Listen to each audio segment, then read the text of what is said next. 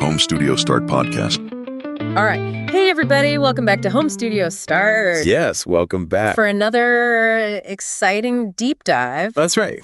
And today, we're going to be talking about something that's maybe a little bit surprising for some people. Yeah, it might seem a little bit counterintuitive. Yeah, counterintuitive. That's the word I was looking for. Yeah. It's this whole idea of mixing in mono. Mixing in mono. Yeah. Which, we're so used to stereo and having this big, wide, expansive sound. Exactly, especially these days. Right. Everyone wants that, immersive kind of three-dimensional sound. Exactly. Do you think, why would I want to go back to this, limited mono thing? Yeah, it seems like a step backwards. Yeah. But the thing is, I think a lot of people don't realize that mono is a secret weapon. It really is. For getting a mix that just absolutely slams no matter where you play it back. Yeah. And I mean, you flagged this article that we're diving into today that really kind of breaks this down in detail. Mm-hmm. And the core idea, I think, is something that a lot of people maybe haven't really thought about too much. Right. Which is that by starting in mono,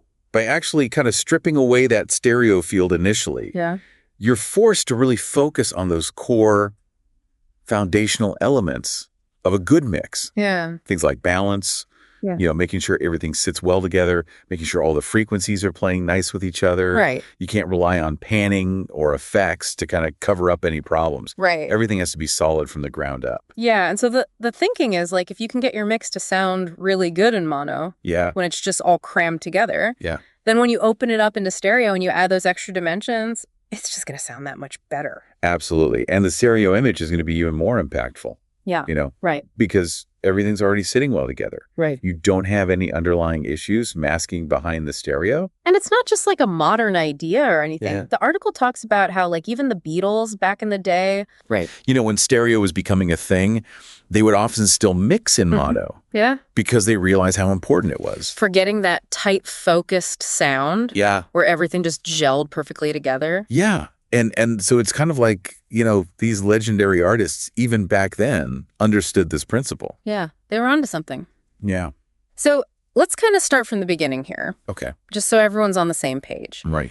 What is the actual difference between mono and stereo? Yeah.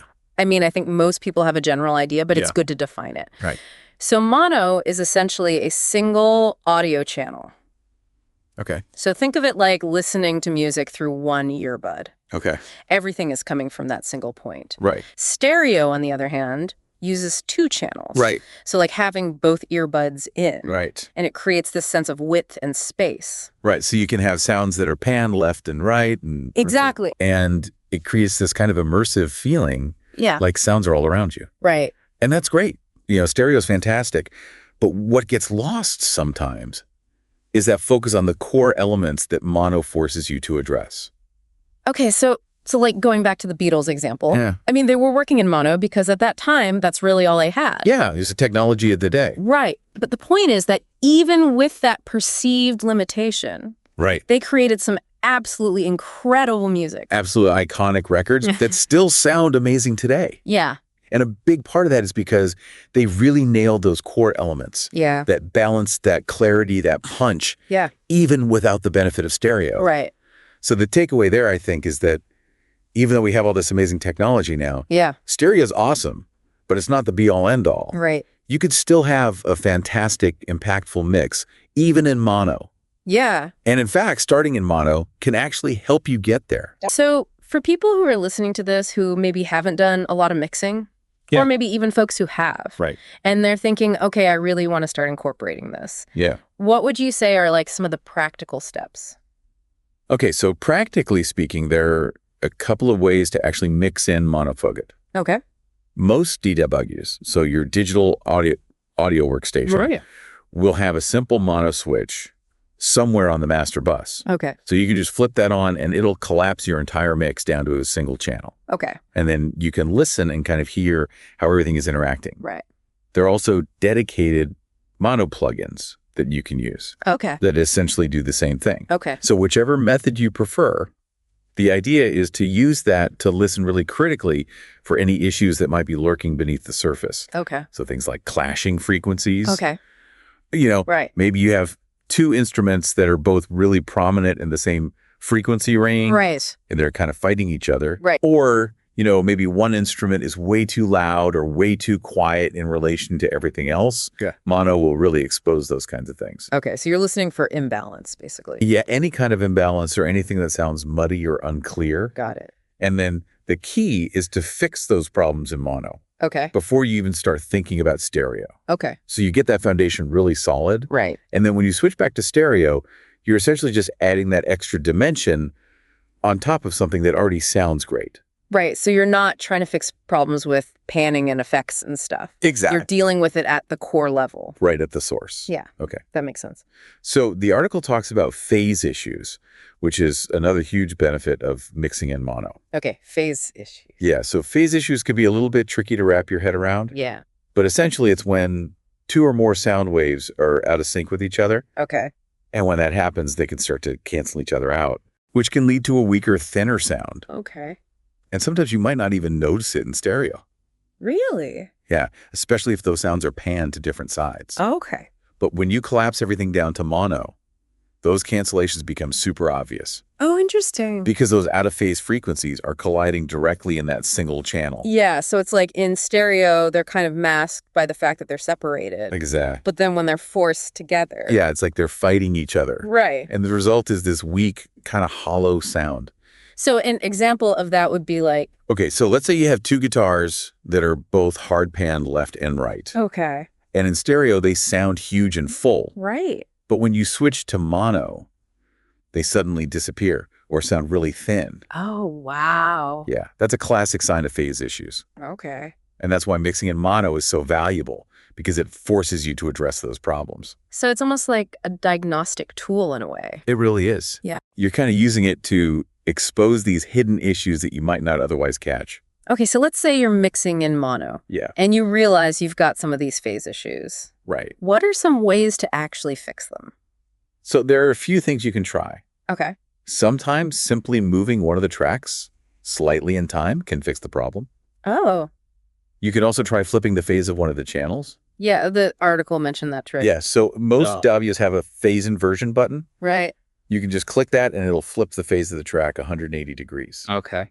And sometimes that'll magically fix the problem. Wow. Yeah, it's worth trying. And there are also dedicated phase alignment plugins that can be really helpful. Okay.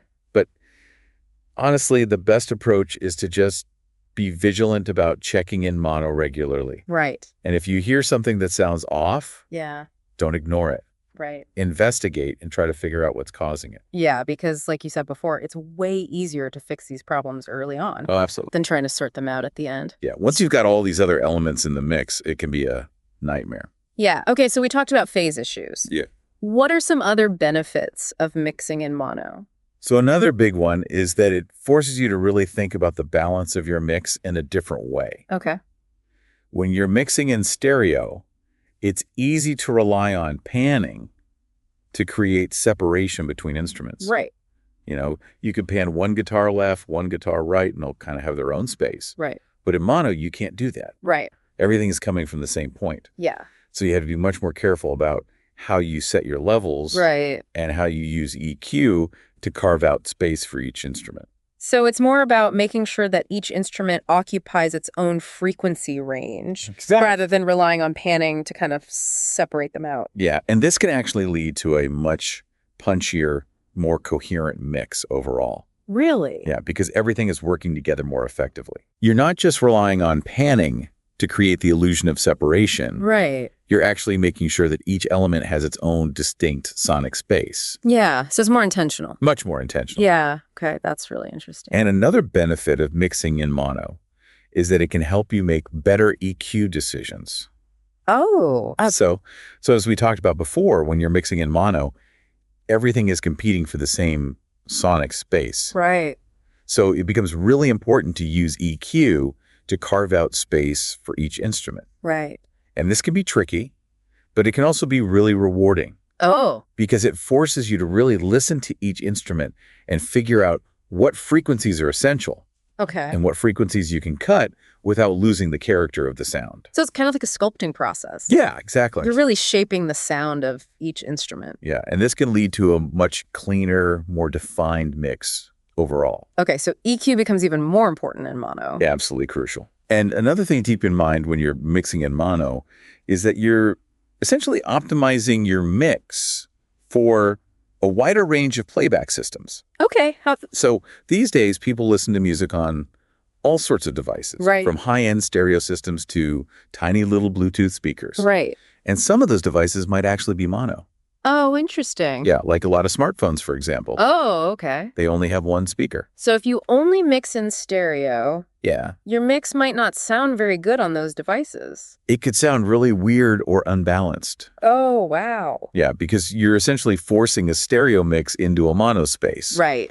But if you start in mono and you make sure your mix sounds good in mono, then it's guaranteed to sound good on any system. Oh, that's really smart. Yeah, so it's a way of kind of future-proofing your mix in a way. Right. You're ensuring that it'll sound good no matter how people are listening to it. Okay, so there are all these practical benefits. Yeah. For mixing in mono. Absolutely. So how do you actually do it? Okay, so let's talk about some specific techniques. Okay. So the first thing is to make sure you have a good monitoring setup. Okay. You need to be able to hear your mix clearly and accurately in both mono and stereo. Okay.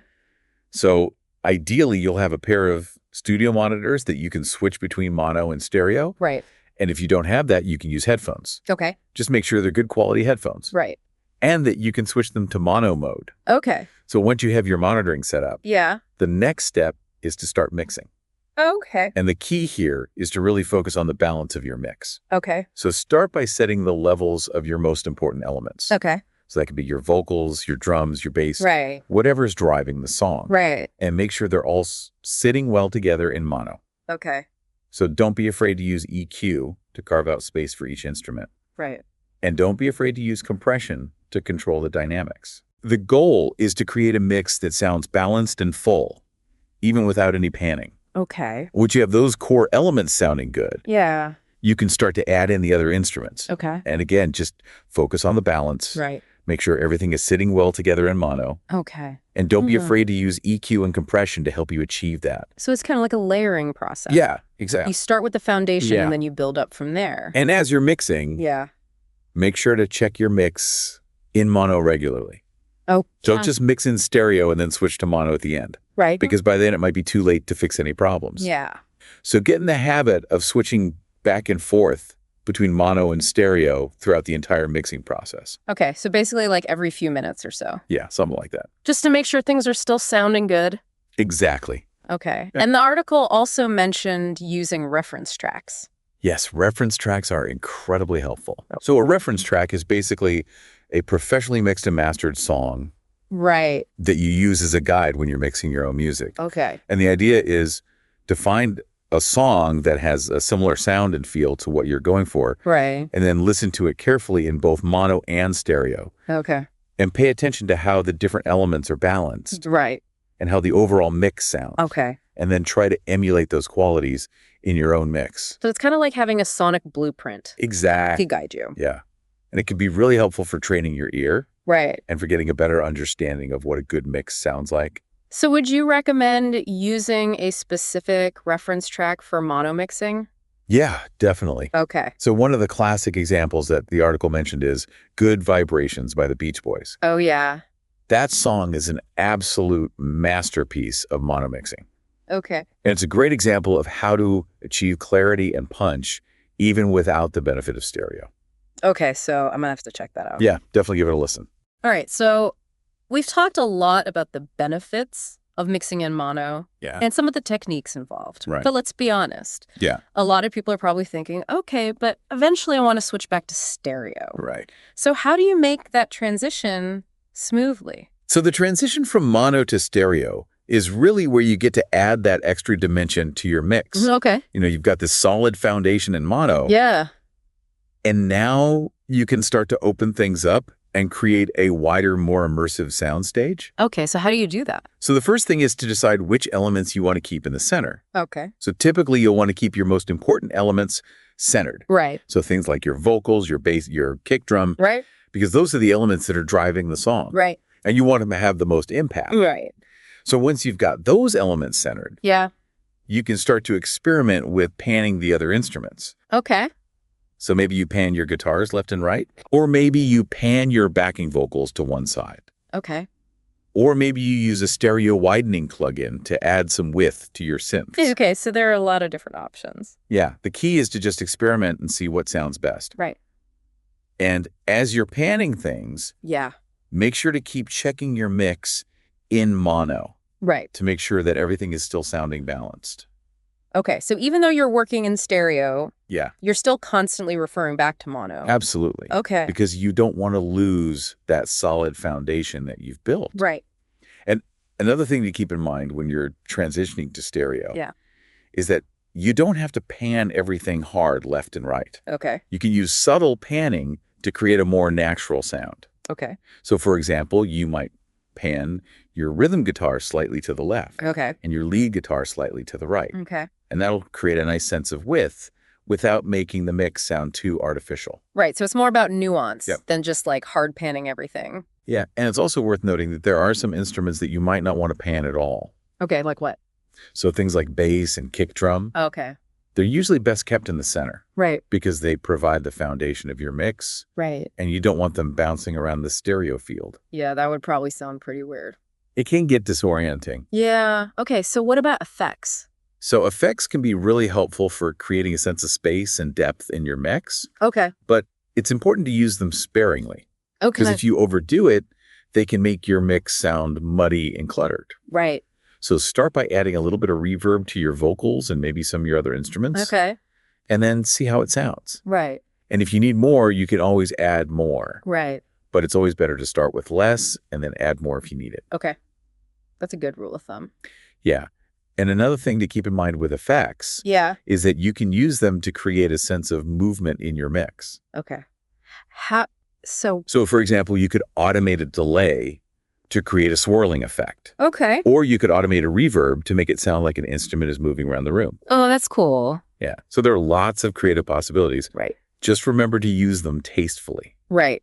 And to always check your mix in mono to make sure that everything is still sounding good. Okay, so we've covered a lot of ground here. Yeah, we have. What would you say are like the key takeaways for people who are new to mixing in mono? Okay, so the first takeaway is that mixing in mono is not a step backwards. Right. It's actually a secret weapon. Yeah. That can help you create a better mix overall. Okay. The second takeaway is that mixing in mono forces you to focus on the core elements of your mix. Right. Things like balance, clarity, and frequency management. Right. And the third takeaway is that mixing in mono can help you make better decisions about panning effects and automation. Okay. Because you have a better understanding of how those elements are affecting your mix. Yeah. So if you're serious about mixing, I highly recommend giving mono mixing a try. Yeah, and I think, one of the things that really struck me from the article was just this idea that it's not about like being a purist or anything. Right. It's not about saying mono is better than stereo. No, not at all. It's about using mono as a tool to create a better stereo mix. So it's kind of like a stepping stone to get to that final product that you're really happy with. Yeah, and it's a technique that's been used by some of the greatest mixers of all time. Right. So you're in good company.